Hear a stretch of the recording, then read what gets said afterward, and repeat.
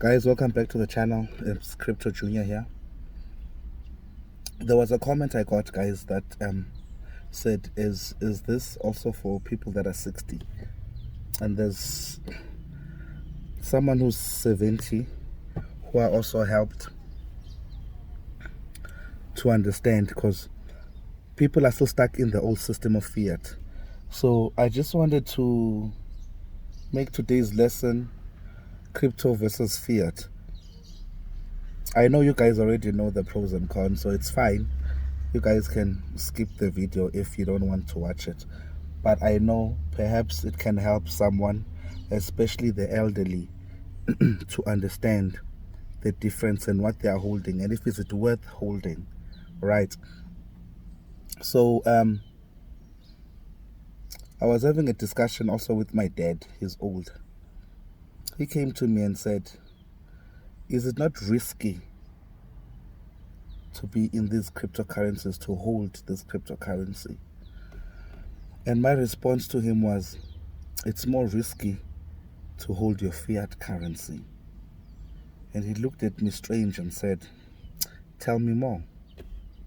Well, I said, okay, let's go back 2009. I'm going to use 1-to-1. I'm going to give you 100 rands and I'm going to give you 1 Bitcoin, which back then probably was worth 1 cent. I'm not sure exactly, but it was still cheap. You would have taken 100 rands because that's what you've been taught, because this system was not out yet. You don't know what cryptocurrency is. Plus, you can never take something that's a cent, because with the current fintech education that we've been taught, a cent can never be worth anything more than a cent. All right. Now, with your 100 rands, you would be able to buy 6 bottles of 2-liter oil at the time. 6 bottles. Wow, you were doing great.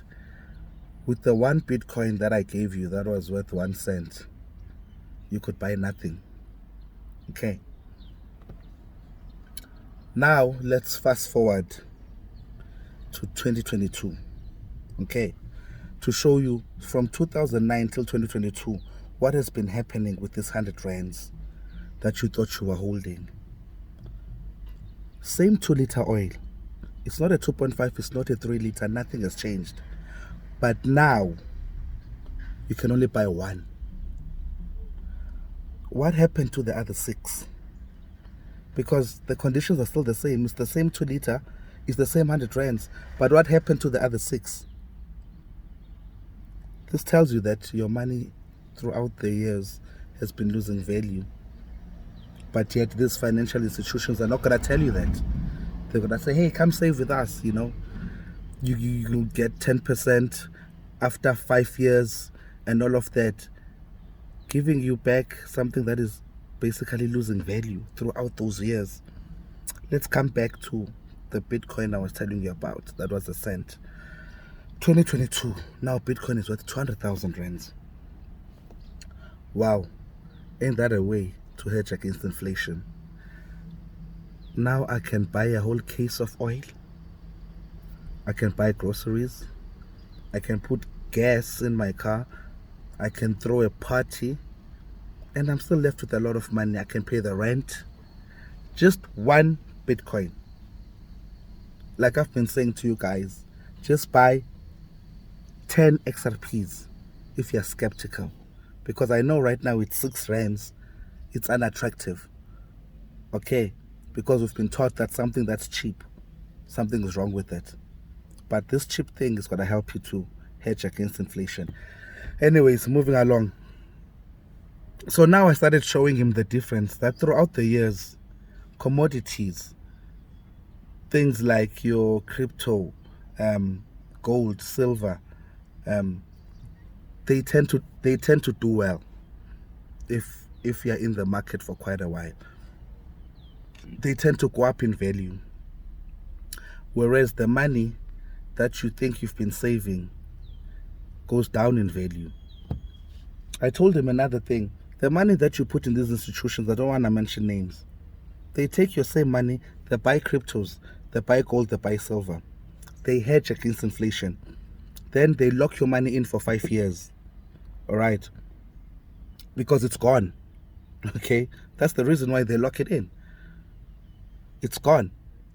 They're waiting for those commodities to bring them much wealth, which they do.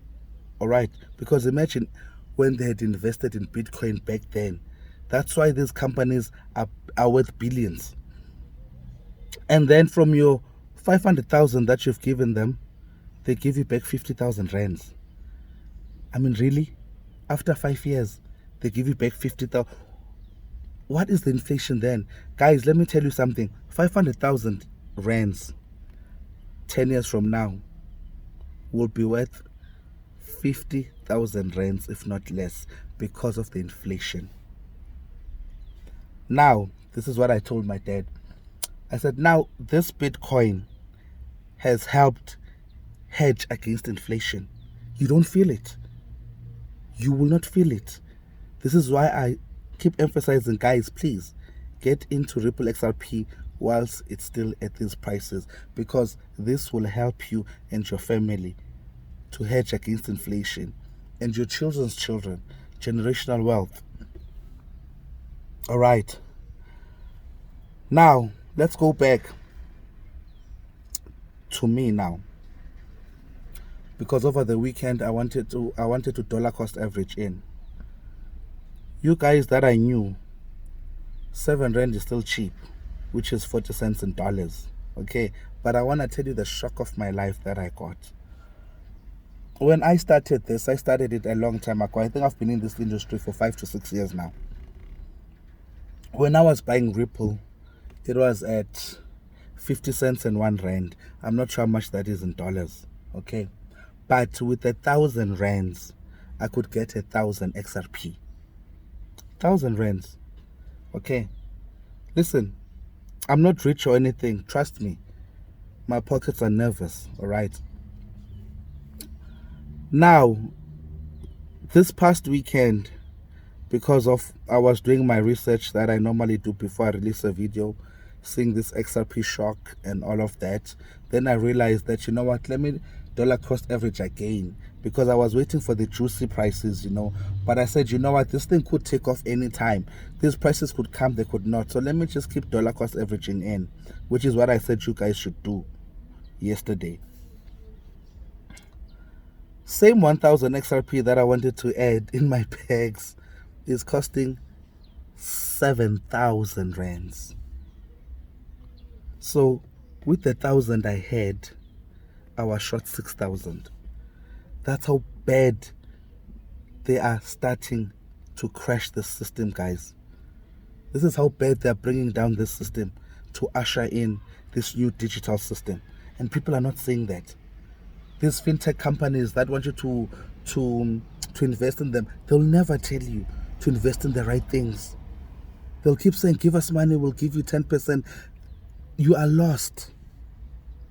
This is why Brett Garlinghouse said 90% of his holdings are in crypto. It's not because he was crazy. He knew that with what is coming, you will not make it, guys. You will have more month than salary. Okay, what do I mean by that? For those who don't understand, your month will last longer than your paycheck. That's how bad things are going to be. You think right now it's bad? Trust me, it's gravy right now. You think right now the prices of oil, of gas is bad, prices of oil, bread. Right now, trust me, with what is coming, it's scary. This is why I'm trying to get each and every one of y'all into Ripple XRP. I'm not going to talk about meme coins, guys, please. Okay, I want to talk about utility coins, coins with use case. And Ripple XRP is that coin, okay? This is why at these prices it's still cheap. Although for me it was a shock, because I would never buy 1,000 XRP for 7 grand. Imagine. Now it's costing me 7,000 rands just to buy 1,000 XRPs. Before I could just do that, I just put 1,000 in, get 1,000 out. That's it. Now it's becoming more and more and more expensive. Okay. But like I'm saying, these prices are still affordable because it's still at 7 rands. It's just that now to get 1,000, you need to spend 7,000 rands. Whereas I used to spend with 7,000 rands back then, I would have had 7,000 XRPs. All right. So that's how bad the inflation is becoming. That's how bad they're starting to crash the system behind your nose. You guys are not realizing that. You're still fixated in saving fiat that is losing value every year. You leave it in the bank sitting. All right. So fiat versus crypto, guys, it's up to y'all. But me, I no longer save my money in the banks. Not financial advice. I'm not a financial advisor. I've got my cold storage. Whatever little I have, I'm hedging against inflation. I'm buying more Ripple XRP. That's the savings I'm doing. So if you are still using the old system and you don't want to come out of that old system, good luck to you guys, really. Because there's only so much I can do. All right.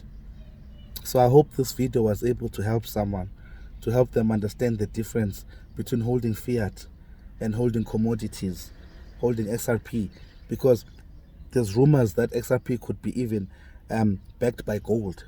You know what I'm saying? Your fiat is backed by nothing. It's just a paper that says I owe you. It's backed by nothing. It's just simply a paper. That's all it is. But we decided to say that, no, this paper's got to be worth so much, which is not true. It's just a paper that is backed by nothing. All right. So we've been brainwashed this whole time. When they were introducing this, we should have striked. People should have gone on a protest because they were introducing nothing. This is why every year it keeps dipping and dipping and dipping. Your 100 rands, your 1,000 rands, your 1 million rands is losing value. Each time, each year that passes, it loses value. That's why now you can no longer buy a house for 1 million. You buy an apartment now. What happened? Houses used to be 1 million rands, 1.5. Now a house is going for 3 to 4 million rands. Your million rands is no longer good in the market to buy a house. Keep that in mind, guys. Keep that in mind. Take advantage of this new system that has not taken off yet. This is a blessing in disguise, guys, because normally these things are reserved for the elite. They come in when the prices are so expensive that no one can do anything. Right now, these prices at what they are, it's unbelievable. But they know that no one's going to take action. And no one is. Please, guys, if you want to save, not financial advice, guys. I'm not a financial advisor, but I'll tell you what I'm doing.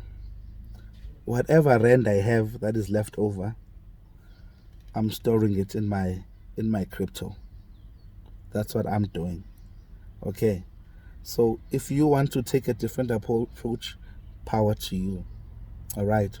But I hope this video was able to explain the difference and the power that cryptocurrencies are holding versus fiat currency. All right, guys, please don't forget to hit that like, that subscribe button.